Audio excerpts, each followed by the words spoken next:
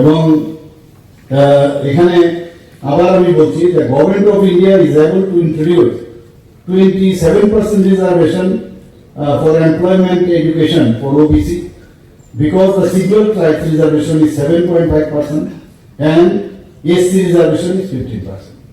কাজে এখানে 49% আছে ওনাদের, আমাদের এখানে যে বিষয়টা আমি বললাম যে 48%, এই কারণেই আমরা কিন্তু সেটা বাড়াতে পারছি না।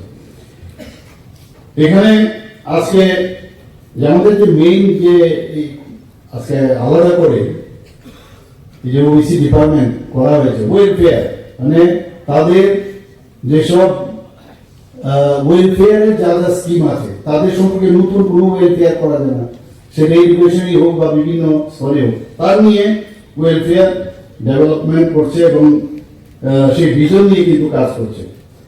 এবং কালচারাল সোশিও ইকোনমিক্যাল কন্ডিশন একটু আগে আমার পূর্ববর্তী বক্তা সেক্রেটারি মহোদয় অলরেডি বলেছেন পুরো বিস্তারিতভাবে।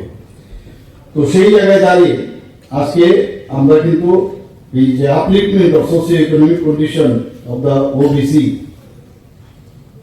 সারা ত্রিপুরাতে আমরা তাদের যে অ্যাকশন প্ল্যান সেগুলো প্রতিনিয়ত কিন্তু বানাচ্ছেন।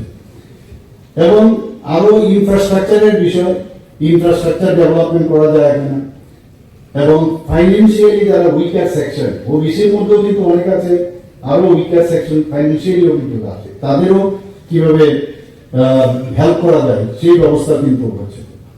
সেন্ট্রাল স্কিম যেগুলো আছে এখানে মধ্যে যেরকম pre metric scholarship, post metric scholarship, construction of hostel for OBC boys and girls, মাননীয় মিনিস্টার মহোদয় অলরেডি বলেছেন দুটো হোস্টেল হচ্ছে এখানে ছাত্রীদের জন্য, ছাত্রদের জন্য দুটো জায়গায় হচ্ছে।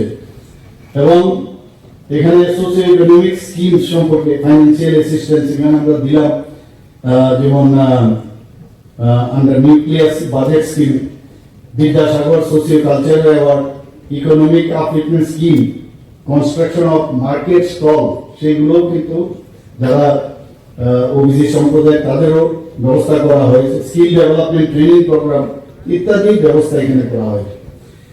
আজকে আমাদের যে সরকার এখানে আসার পর আপনারা দেখবেন যে 2018 পর থেকে যেভাবে আজকে কৃষি হোক, স্বাস্থ্যের বিষয় হোক, স্পোর্টসের বিষয় হোক, শিল্পের বিষয় হোক বা ইনফ্রাস্ট্রাকচার ডেভেলপমেন্ট, মহিলাদের ক্ষমতায়ন এবং বিশেষ করে জনসাধারণের যে নিরাপত্তা, সেটা কিন্তু আজকে ত্রিপুরার মধ্যে আমরা সব দিক দিয়ে কিন্তু নিরাপত্তার দিক দিয়ে অন্যান্য প্রদেশের তুলনায় অনেক অনেক বেটার।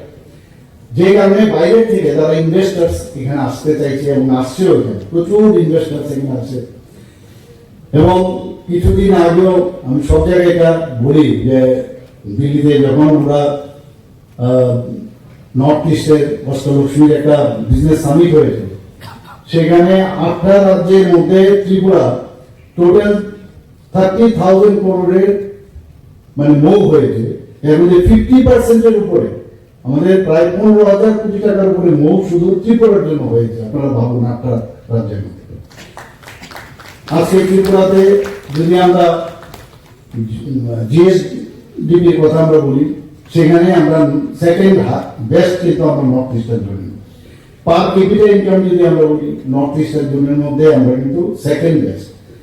এখানে যদি কিছুদিন আগেও আমাদের যিনি আমাদের পুলিশের যিনি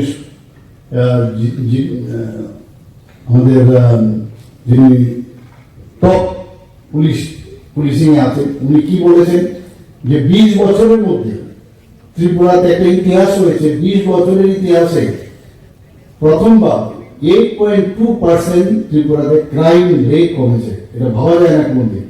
তো সেই কারণেই মানুষ বাইরের থেকে এখন আসছে।